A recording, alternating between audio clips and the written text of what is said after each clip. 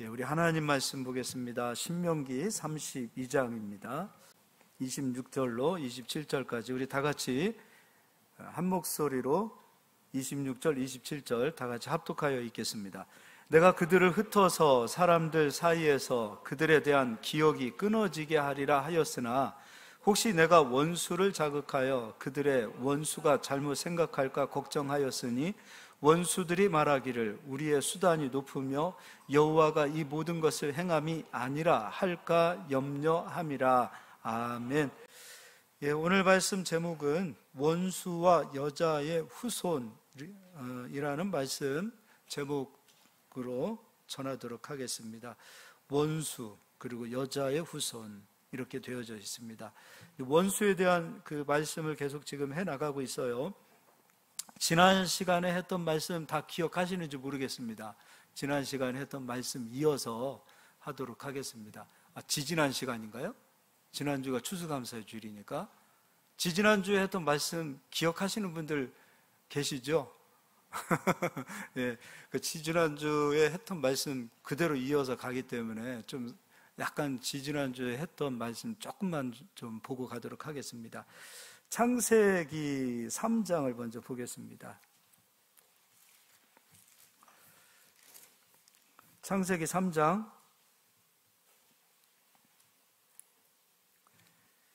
3장 1절에 그런데 뱀은 여호와 하나님이 지으신 들짐승 중에 가장 강교하니라. 뱀이 여자에게 물어 이르되 하나님이 참으로 너희에게 동산 모든 나무의 열매를 먹지 말라 하시더냐. 하나님께서 선악과 먹으면 안 된다라고 말씀하셨거든요. 그런데 이제 뱀이 가서 이제 선악과를 먹도록 속였지요. 거짓말을 했죠. 하나님의 말씀을 변질시켰습니다. 그리고 그렇게 해서 여자가 선악과를 먹게 됩니다. 근데 여기서 말하는 뱀은 우리가 실제로 눈으로 보는 육적인 뱀이 있겠죠. 그러나 육으로만 있지 않아요. 영적인 뱀도 있습니다. 육적인 뱀은 눈으로 보는 뱀이죠. 징그러운 뱀이라 할 수 있겠지만 영적인 뱀은 영적인 부분을 설명해 놓은 요한계시록 12장에 설명해 놓았는데 그것도 한번 보겠습니다. 요한계시록 12장 9절입니다.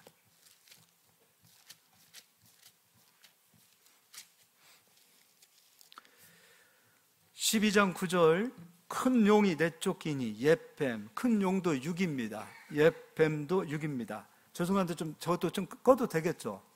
네.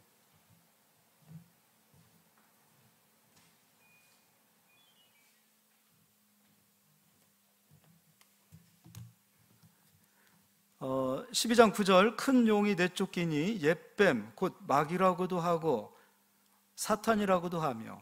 그럼 큰 용과 옛뱀은 육적인 뱀입니다. 마귀와 사탄은 영적인 뱀이라고도 할 수 있죠. 육으로는 뱀, 영으로는 마귀, 사탄 이게 되어지겠죠.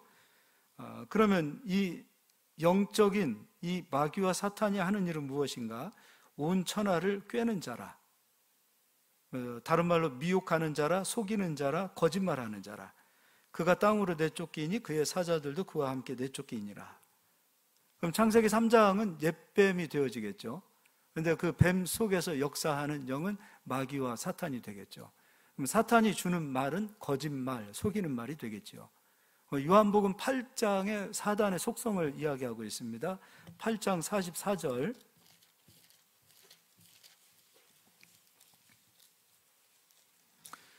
제가 읽어드릴게요. 너희는 너희 아비 마귀에게서 났으니 너희 아비의 욕심대로 너희도 행하고자 하느니라. 그는 처음부터 살인한 자요 진리가 그 속에 없으므로 진리에 서지 못하고 거짓을 말할 때마다 제 것으로 말하나니 이는 그가 거짓말쟁이요 거짓의 아비가 되었습니다. 마귀는 욕심 그리고 살인자요 그리고 거짓말쟁이다라고 말하고 있습니다. 그럼 마귀가 최초로 살인한 사람은 누굽니까? 최초의 사람 아담, 하와가 되겠죠. 하나님께서 선악과를 만드시고 너 선악과 먹으면 죽는다라고 했어요. 거짓말로 선악과를 먹게 했어요. 그리고 그 선악과를 먹음으로 아담과 하와가 죽었어요. 최초의 살인은 마귀가 했고 최초로 죽은 자는 아담과 하와가 되겠죠. 그럼 아담과 하와가 선악과를 먹고 바로 죽진 않았어요. 첫 번째 죽음은 영적인 죽음이 빠져나간 거지요. 그러니까 하나님께서 하나님의 생명, 영생을 주셨어요. 근데 그 영생이 사라져 버렸습니다. 그리고 아담에게 육이 바로 죽은 게 아니에요. 그리고 시간이 점점점 흐르면서 아담의 육체는 죽는 육체가 되어졌고 아담이 930살을 살고 죽어요. 영적인 죽음만 있는 게 아니라 육적인 죽음도 있습니다. 또 육적인 죽음만 있는 게 아니에요. 영적인 죽음도 있어요. 사람의 생명은 두 개입니다. 육의 생명 그리고 영의 생명.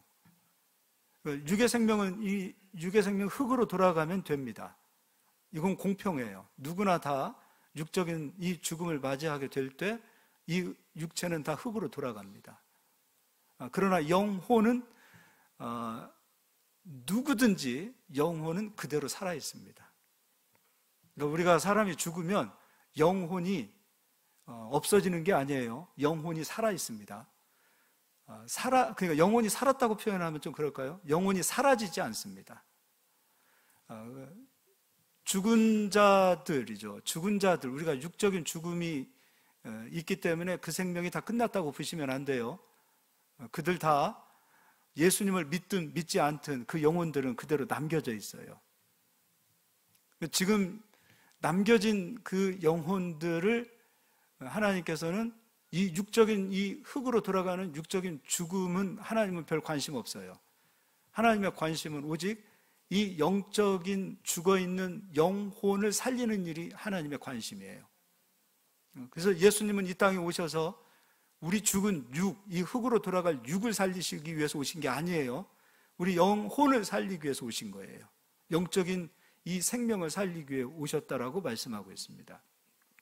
그러면 처음에 살인자는 마귀고, 이게 마귀의 본질이에요.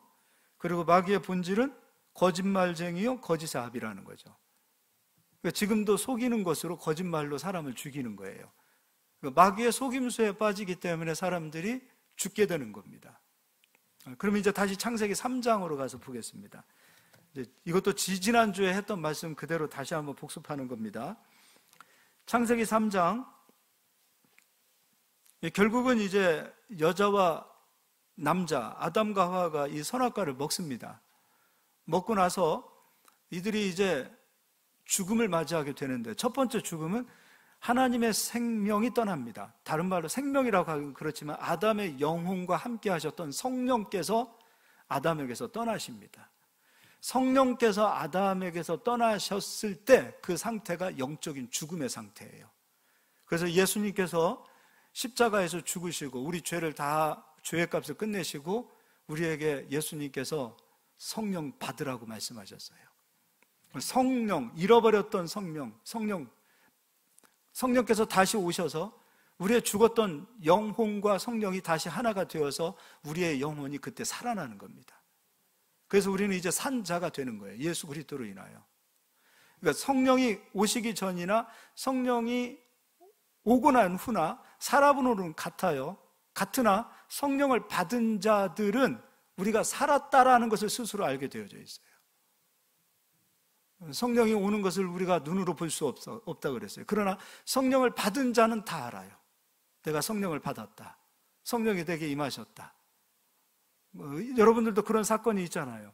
저도 처음에 탕자처럼 살다가 예수님께서 나의 죄로 인하여 십자가에서 죽으셨다라는 그 사건, 그것이 가슴에 확 충격으로 오더라고요. 나 같은 죄인을 위해서 예수님이 죽어주셨다고? 근데 갑자기 그 예수 그리스도 나 같은 생명을 위해서 예수님이 죽어주셨다고? 그게 잠깐 몇 초 사이에 그 생각하는 그 순간에 나를 위해서 죽으신 예수님에 대한 그 감사가 나오고 그것이 믿어지고 고백을 했어요.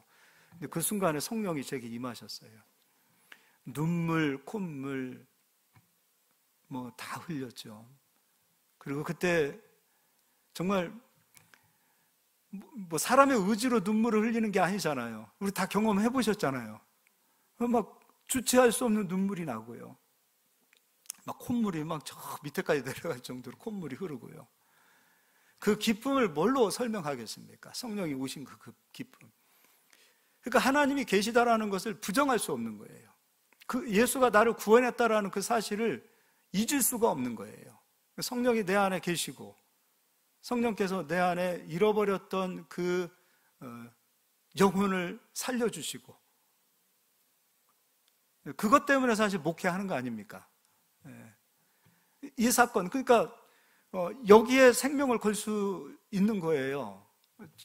저도 나름대로 세상에 던져놨으면 세상에서 그냥 잘 살았을 것 같아요. 못 살지는 않았을 것 같아요. 그런데 세상에서 아무리 잘 산다 하더라도 저는 그 일보다 지금 여기 서 있는 이 일이 너무 소중해요. 바꿀 수 없어요. 왜냐하면 이 일이 가장 귀중한 거지라고 저는 생각합니다. 여러분들도 그렇지 않습니까?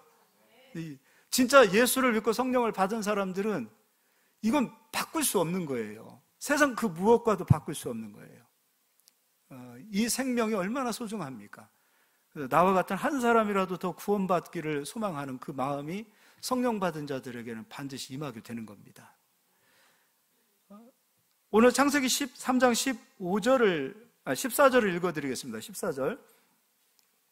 여호와 하나님이 뱀에게 이르시되 내가 이렇게 하였으니 내가 모든 가축과 들의 모든 짐승보다 더욱 저주를 받아 배로 다니고 살아있는 동안 흙을 먹을지니라. 뱀에게 배로 기어다니라 그랬습니다. 그리고 흙을 먹으라 그랬습니다. 근데 육적인 뱀에게 흙을 한번 우리가 뱀을 잡아서 흙을 한번 먹여보면은 그 흙이 육적인 뱀 속에 들어가면 뱀은 살까요? 죽을까요? 죽죠. 흙을 소화할 수 없어요. 근데 뱀에게 흙을 먹으라 하셨고 너는 배로 기어다니라 그랬어요. 그럼 사단에게 쓰임받았던 뱀은 육적으로 배로 기어다니는 저주를 받게 되어지는 것이고 영적인 뱀은 흙을 먹는 겁니다. 근데 영적인 뱀은 사단이요 마귀라 그랬어요. 근데 온 천하는 다 흙으로 되어져 있다 그랬어요. 뭐 기름도 가스도 그리고 뭐 광물이라고 할 수 있는 이 모든 자원도 다 흙과 함께 하고 있어요. 그리고 사람도 이 육체도 흙으로 만들어졌어요. 그래서 흙으로 돌아가는 거예요. 그럼 이 영적인 뱀이 흙을 먹는다는 의미는 무엇인가? 아담이 가지고 있었던 이 모든 천하를 다스릴 수 있는 권세는 아담에게 주셨던 거예요. 우리 사람에게 주셨던 거예요. 다스리고 정복하라. 사람에게 주셨던 거예요. 아담이 하나님 말씀에 불순종하고 하나님의 성령이 아담에게서 떠나가게 되어지는 그 시점부터 아담은 이제 세상을 다스릴 수 없는 사람이 된 거예요. 우리는 이제 더 이상 세상을 다스릴 수 없는 그 사람으로 변해버린 겁니다. 그럼 다스리고 정복했던 그 일을 누가 찾아가는가? 마귀가 찾아가는 거예요. 근데 마귀가 그 이야기를 합니다. 이제 누가복음 4장을 보겠습니다.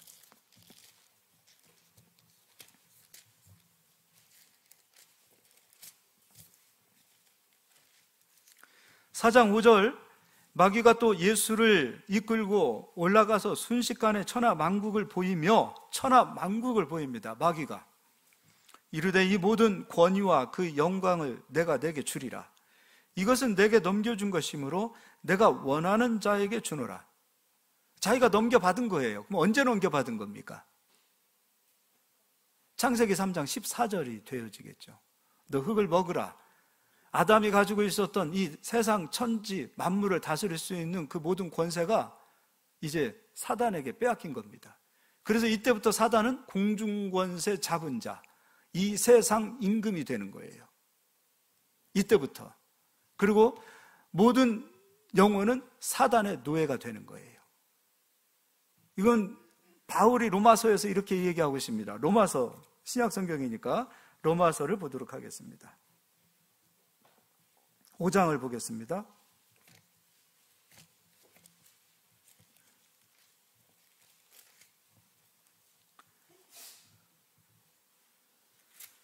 로마서 5장 12절 읽겠습니다. 그러므로 한 사람으로 말미암아 죄가 세상에 들어오고 아담으로 말미암아 죄가 세상에 들어오고 죄로 말미암아 사망이 들어왔나니 이와 같이 모든 사람이 죄를 지었으므로 사망이 모든 사람에게 이르렀느니라. 사망이 모든 사람에게 이르게 된 거예요. 5장 12절이죠. 아까 마귀가 이런 속삭임을 해요. 내가 원하는 자에게 이 천하 만국 모든 그 영광을 자기가 원하는 자에게 준다 그랬어요. 여러분, 요즘 하도 성공, 그리고 성공이라는 말, 그리고 성공이란 말과 함께 출세한다라는 거, 출세하는 거지요. 성공하는 거죠. 그리스도인들의 이 비전의 목적이 출세와 성공이 되어지면 반드시 마귀가 역사합니다. 우리는 출세하기 위해서 사는 사람이 아니에요. 성공하기 위해서 사는 사람이 아니에요. 근데 그 안에는 뭐가 있어요? 열등감이 있죠. 내가 남들보다 더 서야 되겠다. 돈도 많이 벌어야 되겠다. 나보다 높은 자리에 올라가서 좀 떵떵거리게 좀 그렇게 살고 싶다. 계급이라는 건 군인에게만 있는 게 아니에요. 이 사회 자체는 온통 계급의 구조예요. 산업혁명 이후로 돈을 가진 자가 귀족이 되지요.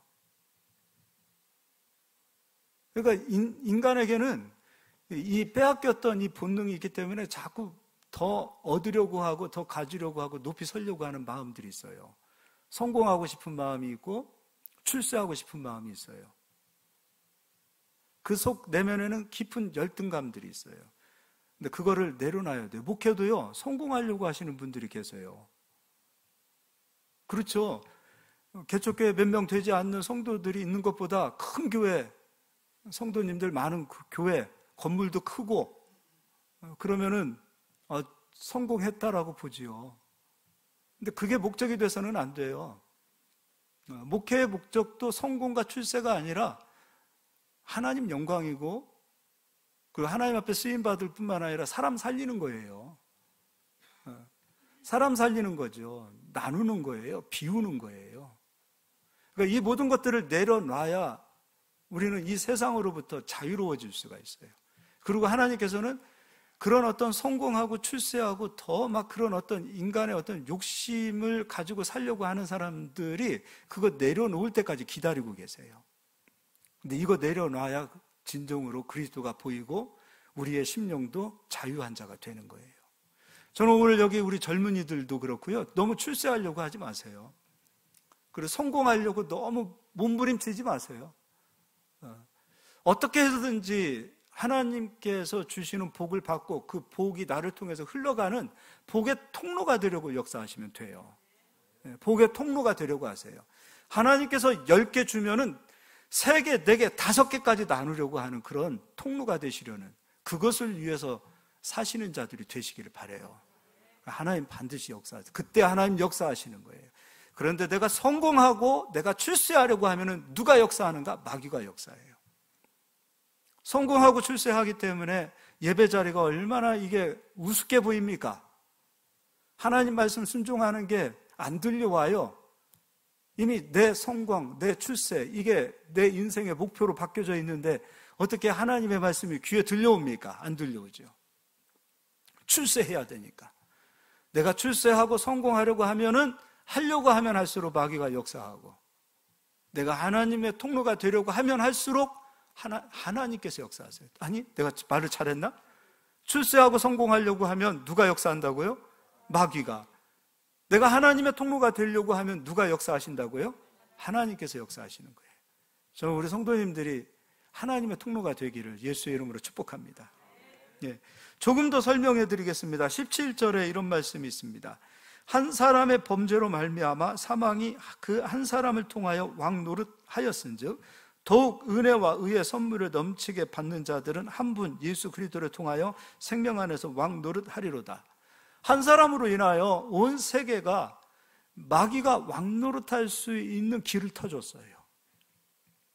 그런데 이제 한 사람 예수 그리스도, 마지막 아담 예수 그리스도가 이 땅에 오셔서 빼앗겼던 생명, 잃어버렸던 그 모든 것을 되찾아 주시고 이제 그리스도 예수를 통해서 우리가 생명에서 왕노릇하는 자들로 바뀌는 거예요. 마귀로 인하여 우리는 빼앗겼고 예수 그리스도를 통하여 우리는 다시 되찾을 수 있는 거예요. 예수 그리스도께서 이 땅에 오신 이유는 바로 빼앗겼던 것을 다시 되찾아 주기 위하여, 빼앗겼던 영생이라는 생명을 되찾아 주시기 위하여, 빼앗겼던 권세를 되찾아 주시기 위하여 예수님이 오신 거예요. 근데 그 예수님을 우리가 귀하게 여겨야 되지 않겠습니까? 이제 다시 창세기로 가서 보겠습니다. 자, 여기까지가 지지난주에 했던 말씀이고, 이제 지금부터가 이제 진짜 또 할 말씀입니다. 창세기 3장입니다.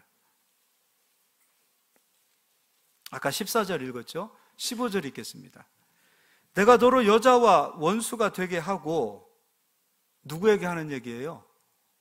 마귀에게 하는 얘기죠. 마귀에게 너로 누구와 원수가 되게 하고 여자와 원수가 되게 하고, 그 하나님의 교회라고 하죠. 거기에서는 이 여자를, 그 하나님의 교회 그 교주가 장길자 아닙니까? 그 여자를 장길자 이렇게 얘기하는데 그러면 안 되죠. 내가 너로 여자와 원수가 되게 하고 내 후손도 여자의 후손과 원수가 되게 하리니 여자의 후손은 내 머리를 상하게 할 것이요 너는 그의 발꿈치를 상하게 할 것이라 하시고. 그럼 여자의 후손과 뱀과 원수가 되는 거지요. 근데 여자의 후손이 와서 뱀의 머리를 상하게 하고요, 이 뱀은 여자의 후손으로 오는 그 아들의 그 발 뒤꿈치를 문다 그랬어요. 상하게 한다 그랬어요. 그럼 이 여자의 후손, 그러니까 하나님께서 네가 선악과를 먹게 하여 아담과 하와의 생명을 가져갔으니 이제 더 이상 아담은 천하를 다스릴 수 있는 권세를 갖지 못하니 네가 천하를 다스려라, 흙을 먹으라 하셨어요. 그러나 때가 되면 여자의 후손이 와서 너의 머리를 상하게 할 것이다. 네가 가지고 있는 권세는 영원하지 않다, 그 얘기예요. 너의 머리를 상하게 한다는 것은 그 권세를 깨트리는 거예요. 머리는 권세예요. 그 권세를 깨트리겠다는 거예요. 누가 와서? 여자의 후손이 와서. 뱀의 머리가 상하게 되어질 때, 여자의 후손이 와서 뱀의 머리 권세를 깨트릴 때, 그때 비로소 우리는 구원을 얻게 되는 거예요. 우리가 구원을 얻는 시점이 언제냐면 여자의 후손이 와서 뱀의 머리를 상하게 할 때라는 거죠. 그때 이 마귀는 이 세상의 모든 권세를 다 이제 내려놔야 됩니다. 더 이상 이 세상의 임금이 될 수 없어요. 네가 이 세상의 모든 권세를 가지고 있다라고 착각하는 것 같지만 그것은 잠깐이다라는 거예요. 그렇기 때문에 하나님께서는 아담의 원수, 하와의 원수, 그리고 우리 모든 아담의 후손들의 원수를 갚아주시는 때가 언제냐면 여자의 후손이 와서예요. 그럼 여자의 후손은 누구로 기록되어져 있는가? 이사야 7장을 보겠습니다.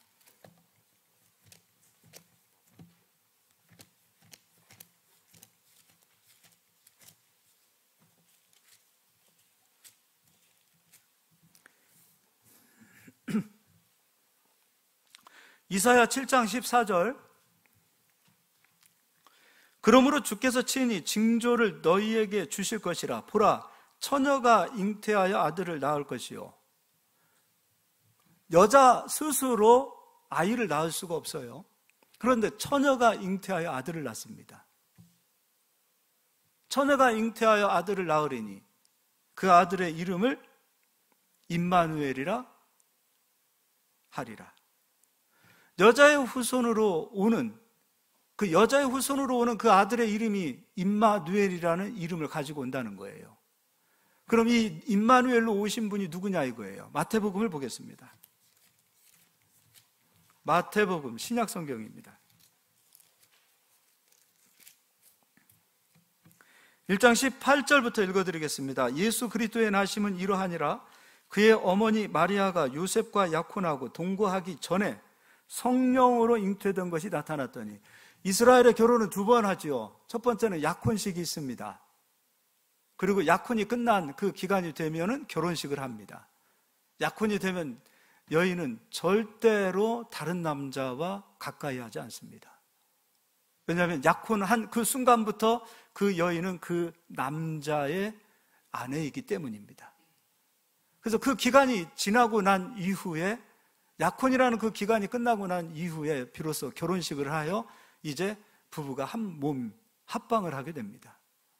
근데 이 예수님의 어머니 마리아는 예수님의 아버지라고 할 수 있는 요셉과 동침하기 이전에, 약혼, 결혼식 하기 전에, 동침하기 이전에 이미 성령으로 잉태가 된 거예요. 남자의 씨를 받지 않았어요. 사람의 씨를 받지 않았어요. 죄의 씨를 받지 않았어요. 성령이 직접 오셔서 그 마리아의 육체를 통하여 예수를 잉태하게 하였어요. 그러니까 예수님은 육적으로 아담의 혈통으로 오신 분이 아니에요. 역사적으로 다윗의 혈통으로 오신다고 하셨지만 사람의 혈이 들어가지 않으신 분이에요. 예수님은 하나님으로서 직접 마리아를 선택하여 마리아의 그 육체를 통하여 하나님께서 마리아의 육체 속에서 잉태하셨어요. 말씀이 육신이 되어 오신 분이 바로 예수 그리스도세요. 19절, 그의 남편 요셉은 의로운 사람이라 그를 드러내지 아니하고 가만히 끊고자 하여. 이스라엘의 법은 무엇입니까?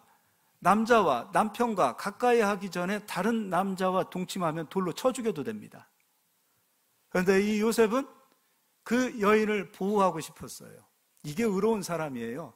법을 가져다가 돌로 쳐 죽이는 사람이 아니라 그의 허물을 덮어주는, 그리고 그의 생명을 살리는, 그게 의로운 사람이라는 거예요. 어떤 면에서 법을 어기는 거 아닙니까? 여인을 돌로 쳐야 정의로운 사람 아닙니까? 그러나 여인을 돌로 치면 그 생명은 죽이는 것이고, 그 생명을 살리기 위하여 요셉은 그 모든 일들을 덮어주는 거예요. 우리는 아담처럼 돼야 되고 요셉처럼 돼야 돼요.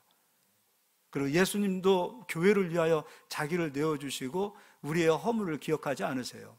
남자는 이게 남자예요. 아내의 허물을 드러내고 정죄하고, 그리고 그 잘못을 찾아내서 너 그거 잘못했잖아 얘기하는 것은 남자 아니에요. 다 떼어내시기를 바랍니다. 떼어내도 괜찮아요. 그건 남자 아니에요. 남자는 허물을 덮어주는 거예요. 이게 얼마나 멋있습니까? 우리 예수님이 그러셨잖아요. 요셉도 그랬어요. 20절, 이 일을 생각할 때 주의 사자가 현몽하여 이르되 다윗의 자손 요셉아, 내 아내 마리아 데려오기를 무서워하지 말라. 그에게 잉태된 자는 성령으로 된 것이라. 아들을 낳으리니 이름을 예수라 하라. 이는 그가 자기 백성을 그들의 죄에서 구원할 자이심이라 하니라. 예수라 하라. 이 모든 일이 된 것은 주께서 선지자로 하신 말씀을 이루려 하심이니, 이르시되 보라, 처녀가 잉태하여 아들을 낳을 것이요 그의 이름은 임마누엘이라 하리라 하셨으니 이를 번역한즉 하나님이 우리와 함께 계시다 함이라. 그럼 임마누엘의 이름을 가지고 오신 분이 누구예요? 예수님. 여자의 후손으로 오신 분이 누구예요? 예수님. 이단들이 말하는 여자는 장길자다, 절대 그러면 안 돼요. 여자의 후손으로 오신 분이 바로 예수 그리스도세요. 그리고 예수 그리스도는 오셔서 뱀의 머리를 상하게 하셔야 되겠죠. 뱀의 권세를 깨뜨리셔야 돼요. 아까 누가복음 4장에 얼마나 기고만장합니까? 이 천하 만국은 언젠가 내가 다 넘겨받은 것이니 내 거다, 내가 원하는 자에게 주겠다, 얼마나 기고만장합니까? 그거 깨뜨리기 위해서 오신 거예요. 그런데 예수님이 이 원수를 갚아주실 때 칼 가지고 오지 않으셨어요. 무기 가지고 오지 않으셨어요. 예수님은 지혜의 하나님 아니십니까? 이 지혜를 가지고 말로 무너뜨리지 않으셨어요. 권력을 가진 자들과 지금처럼 야당, 여당, 좌파, 우파 해가지고 그렇게 싸우지 않으셨어요. 그렇게 한쪽을 무너뜨리지 않으셨어요. 예수님이 이 세상을 다시 되찾아 주시고 원수를 이기시고 사망 권세를 깨뜨리시고 우리에게 생명을 주시기 위해서 예수님의 선택하신 방법은 무엇이냐면 당신이 힘없이 죽는 거였어요. 너무도 무능하게 죽으셨어요. 그런데 그것이 뱀의 머리를 깨뜨리는 일이셨어요. 예수님이 오신 이유는 세상을 심판하기 위해 오신 게 아니에요. 당신이 심판을 받기 위해서 오셨어요. 이 세상의 모든 죄를 짊어지셨어요. 죄의 값은 사망이라 그랬어요. 우리 사람 살리기 위하여, 우리 영혼이라는 그 생명을 살리기 위하여 죄를 당신이 짊어지시고 우리가 받아야 될 그 심판을 예수님이 받아주셨어요. 그래서 예수님은 죽어야만 됐어요. 남 죽이기 위해 오신 분이 아니에요. 살리기 위해서 오신 거예요. 그 권세를 가지고 너희들 이놈들 하고 그들을 심판하기 위해서 오신 분이 아니세요. 당신이 죗값을 대신 치러주기 위해서 오신 거예요. 이런 분이 어디 있습니까? 하나님이 주신 거예요. 그래서 그 당시에 유대인이 가지고 있었던 생각, 헬라인들이 가지고 있었던 생각, 헬라인들은 절대로 신은 사람을 위해서 죽을 수 없다라는 생각을 가지고 있었던 거예요. 그러니까 복음이 헬라인들 속에 머리에 잘 안 들어가는 거예요. 배척하는 거예요. 아니 어떻게 하나님이 사람을 위해서 죽을 수 있느냐? 우리가 구원을 받으려면 우리가 착하게 살고 깨끗하게 살고 선행을 하고 살고 신에게 제물도 많이 드려야 구원을 받는 것이지 어떻게 사람을 위해서 신이 죽어줄 수 있느냐?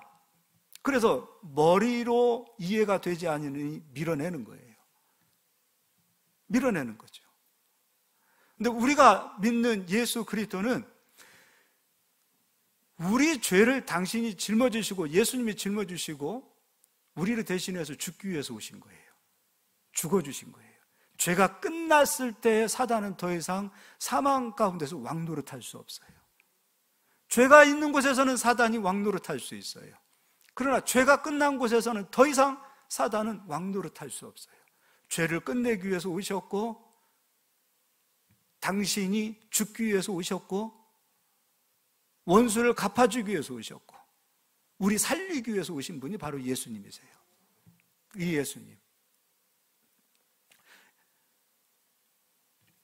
예수님은 우리 한 번도 배신하지 않았죠.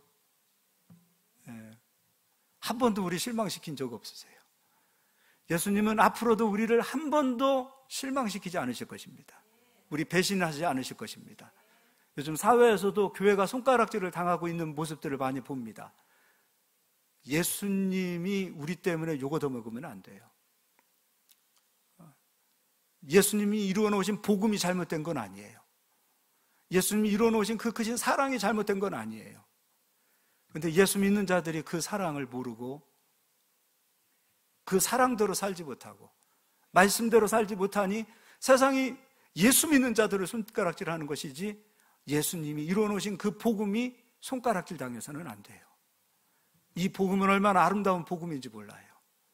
어찌 우리를 위해서, 나를 위해서 자기의 생명을 아낌없이 내어주신 그 예수 그리스도께서 이루어놓으신 그 복음이 우리를 통해서 더럽혀진다면 안 되지 않습니까? 그래서 이 복음을 받은 자들이 성실하게 그리스도의 뜻을, 그리스도의 향기를 나타내기 위해서 사는 것이 또한 사명인 줄 믿습니다. 할렐루야.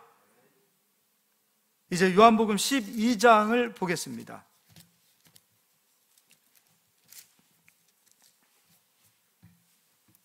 12장 31절입니다.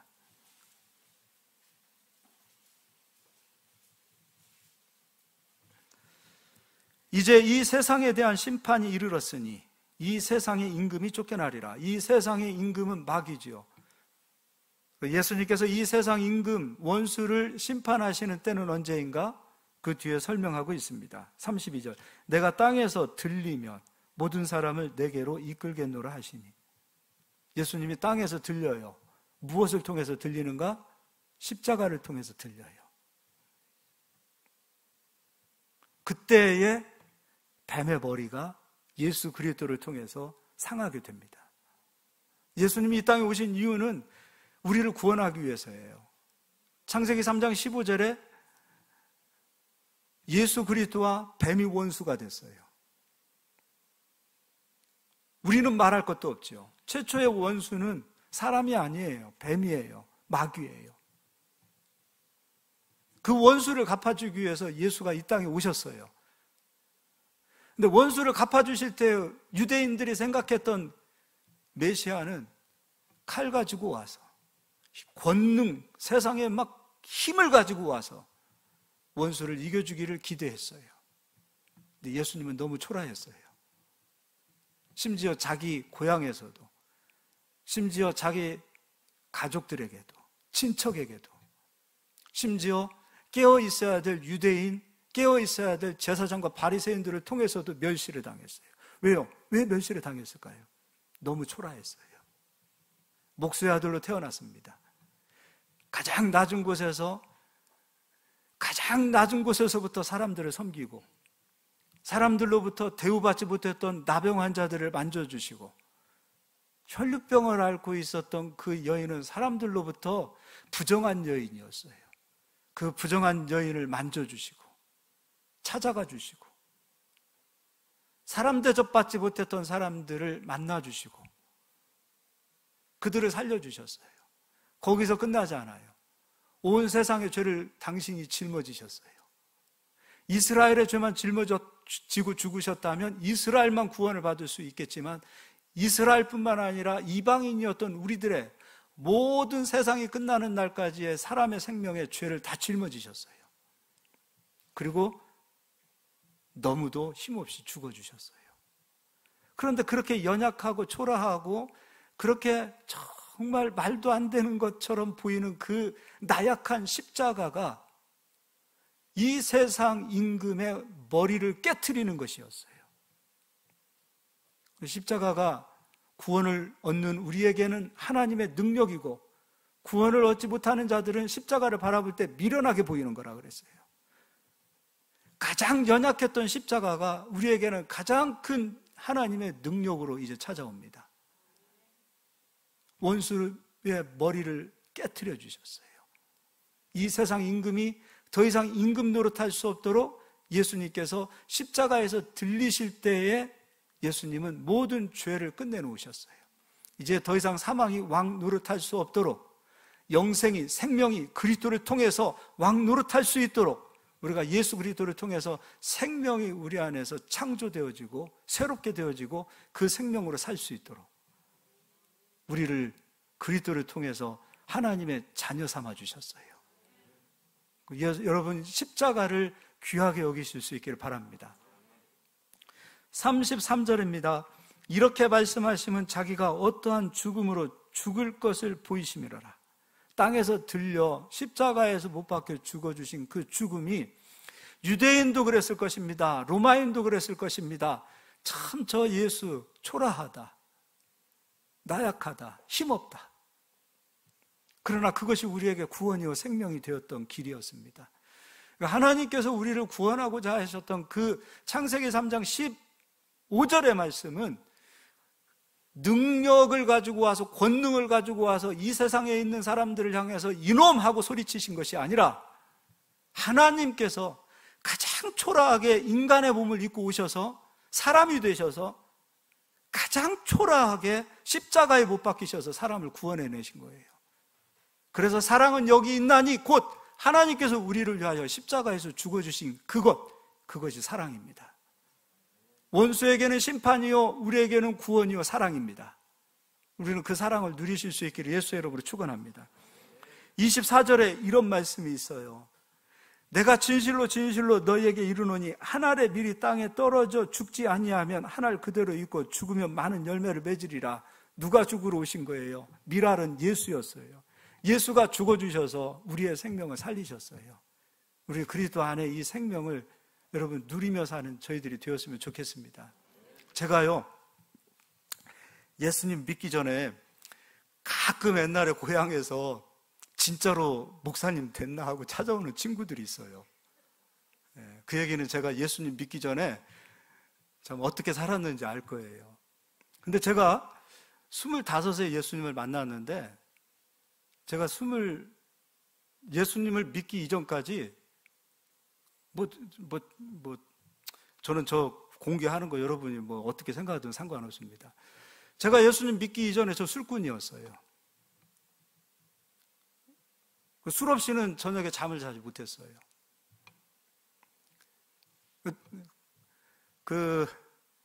옛날엔 대병이라고 해요. 대병 아시죠? 대병. 요즘처럼 작은 거 아니에요. 대병이에요. 대병을 갖다 놓고 하루에 그거 다 먹고 잤어요. 그래도 그거 먹어야 잠을 자요. 밖에서 먹는 거 말고 혼자라도 그거 하나 먹어야 잠을 자는 사람이었어요. 근데 어느 날은 좀 그런 거 있잖아요. 사람이 또 맨날 술 먹으면 안 되잖아요. 술을 안 먹고 이제 잠을 자면은 귀신이, 그때 여기 백석동 현대아파트 7층에서 살았는데, 이 7층 창문 베란다에서 제 방에 있는 창문에서 귀신이 쑥 들어옵니다. 눈 뜨고 있는데도 귀신이 보여요. 그런데 몸이 안 움직여요. 이렇게 가만히, 진짜 정말 이게 마른 장작처럼 그냥 가만히 있는 거예요. 몸을 움직일 수가 없는 거예요. 혀도 안 움직여요. 그거 막 목을 누르는 거예요. 귀신이 저를 위해서 눌러 탑니다. 술을 안 먹고 자면 꼭 귀신이 찾아와요. 신방으로 와요. 아이고, 환장하는 거예요. 그러니까 술을 먹게 되는 거예요. 더 술만 먹으면 또 평안하고, 또 술을 안 먹고 의지적으로 안 먹고 잠을 자면 귀신이 또 어떻게 알고 찾아와요. 근데 사람이 생각해 보세요. 24살 정도가 되어지면 가장 사람으로서 이게 가장 건강할 때 아니에요. 가장 기가 셀 때 아니에요. 그런데 영적인 것은 이기지 못하겠더라고요. 제가 기가 굉장히 센 사람이었어요. 사람 앞에서도 잘 쫄지 않는 사람이었어요. 근데 그것만 보면은 그냥 고통스러운 거예요. 아이고, 오늘 또 죽었다, 이렇게. 그래서 어쩔 수 없이 술을 먹게 되는 거예요. 이게 사람이 사는 게 아니었어요. 가장 젊은 나이잖아요. 나 이러다가 세상 끝나는 거 아닌가. 두려움이 찾아오기 시작했어요.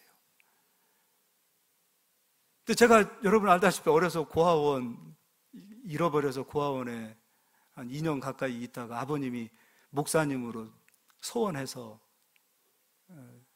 우리 아들 찾으면 하나님 목사로 드리겠습니다. 소원했어요. 그리고 저를 찾으셨거든요.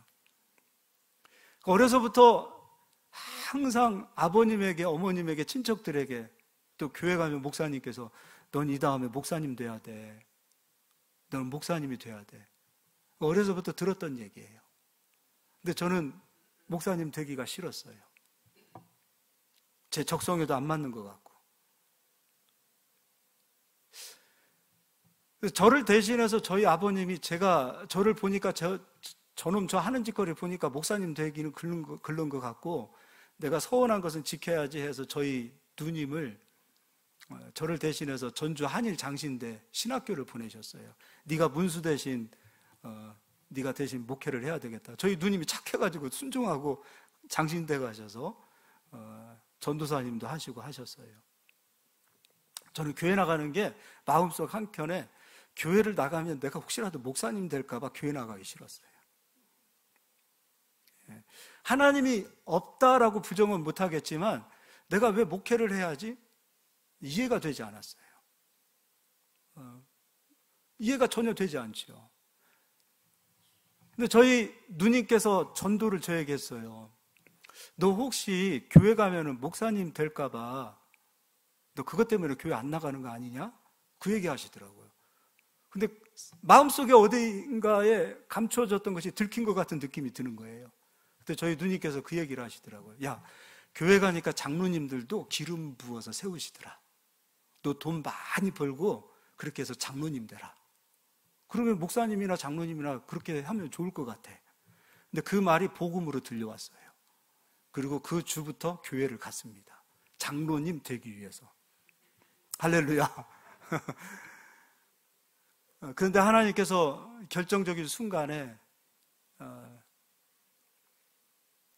마태복음 9장 36절, 무리를 보시고 민망히 여기사 이는 목자 없는 양과 같이 고생하며 유리함이라. 추수할 것은 많되 추수할 일꾼이 적으니 추수할 주인에게 청하여 일꾼들을 보내달라라는 그 말씀을 전도사님이 성경을 읽으시더라고요. 근데 그 말씀이 진짜 살아서 제 심령, 진짜 살아서, 말씀이 살아서 제 안에 오는 거예요. 부딪히는 거예요. 일꾼이 없으시다고? 예수님의 그 탄식하시는 그 말씀으로 들렸어요. 예수님의 그 울부짖는 소리로 들리는 거예요. 추수할 것은 많은데 일꾼이 없대요. 제가 뺀질거리고 목사 안 되려고 그렇게 도망 다녔던 그것이 너무 부끄러웠어요. 근데 거기에서 우리를 위하여 십자가에서 죽어주신 그 예수 그리스도의, 이게 예전에도 어렸을 때도 교회 수없이 다녔지만 그 상황 속에서 때가 되니 나를 위해서 십자가에서 죽어주셨던 그 예수 그리스도, 나 때문에 십자가에서 죽었다라는 그 십자가의 말씀이 들려오는 거예요. 근데 그 순간에 그냥 성령이 함께 임하시더라고요. 그래서 눈물도 흘리고 콧물도 흘리고, 그리고 제가 그때 바로 정말 한 5분 10분 기도한 것 같고 눈물을 흘린 것 같은데 눈 떠보니까 한 3-4시간이 지났더라고요. 그래서 주님이 나를 위해서 십자가에서 죽어주셨는데 나는 그것도 모르고 지금까지 내 인생 내 마음대로 살아왔는데 이제 남은 인생은 내 주님을 위해서 쓰겠습니다. 그렇게 해서 손 들고 신학교 간 거예요. 그래서 술꾼이었던 정문수가 진짜 변했는지, 교회 다니는 것도 신기할 텐데 목사가 됐다 그러니까 가끔 친구들이 찾아와요. 그래서 밥 사주고 갑니다. 소문이 났어요. 목회 잘하고 있다고. 예전에 이기지 못했던 그 귀신들, 제가 그때 힘이, 그 육적인 힘이, 그 기, 이런 게 굉장히 셌어요. 그런데 잠만 자려고 하면 귀신이 와가지고 제 목을 누르고 해도 이기지 못했죠. 근데 지금은 성령을 받고 예수 그리스도를 믿는 자로서 끝나는 것이 아니라 복음을 전하는 자고 말씀을 전하는 자인데, 지금은 어떻습니까? 귀신을 내어 쫓는 사람이 됐잖아요. 제가 쫓아내는 거 아니에요. 제 힘으로 쫓아내는 거 아니에요. 오히려 힘과 기력을 따지면 그 20대가 더 나았지 지금이 낫진 않아요. 그러나 지금은 그리스도께서 십자가에서 이 모든 사망 권세, 죽음의 권세를 이기셨기 때문에, 모든 권세를 깨트리시고 우리에게 복음을 주셨기 때문에 우리는 예수의 이름을 가지고 어디든지 승리할 수 있는 자가 되었다는 겁니다. 귀신 들린 사람들 있어요. 고통당하는 사람들이 있어요. 병자들도 있어요. 고난 가운데서 흑암에 묶여있는 사람들이 있어요. 부족하지만 이 종을 통해서 하나님께서 역사하시더라고요. 나의 능력이 아니에요. 우리에게 이루어 놓으신 그 생명의 복음은 지금도 역사하시고 앞으로도 역사하실 줄 믿습니다. 우리 사랑하는 성도님들은 예수가 이루어 놓으신 이 복음을 가지고 성공하려고 사는 사람이 아니라 승리하려고 사는 모든 성도님들이 됐으면 좋겠어요. 귀신이 역사하면 재물도 뺏어갑니다. 귀신이 역사하면 되던 것도 안 되게 합니다. 뱀과 정과를 밟을 권세를 주시고 귀신을 내어 쫓을 수 있는 권세를 주셨고, 병든 자에게 손을 얹으면 나음을 얻을 수 있는 권능도 주셨어요. 이거 가지고 사용하는 저희들이 돼야 되지 않겠습니까? 예수의 이름으로 원수를 우리가 이겨놓았기 때문에, 예수님이 이겨놓았기 때문에 우리는 이제 원수에게 더 이상 지지 않고 승리하는 저희 모두가 되기를 예수의 이름으로 축복합니다. 할렐루야. 옆 사람 인사하겠습니다. 승리합시다. 네, 기도하겠습니다.